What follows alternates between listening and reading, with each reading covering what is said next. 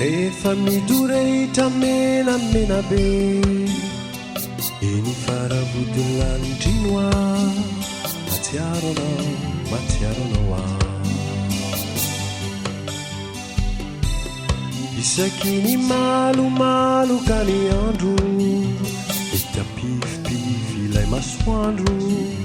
matsiaro anao a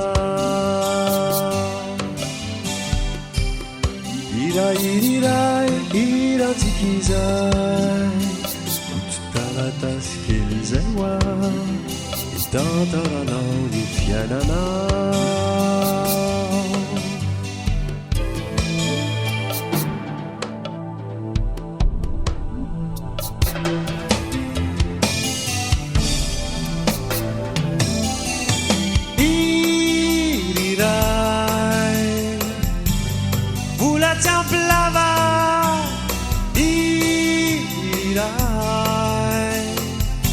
sakafo tisy vava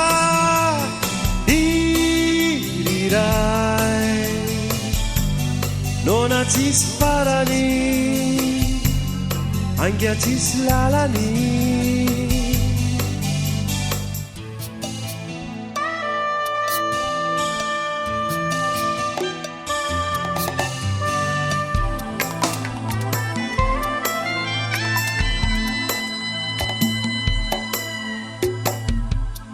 taratazy kely zay oa ny tantarana ny fiainana mahatsiaro anao a tsy tantaran'olona miajambony iray mazanakely ambanimbany kely oa matsiaro anao a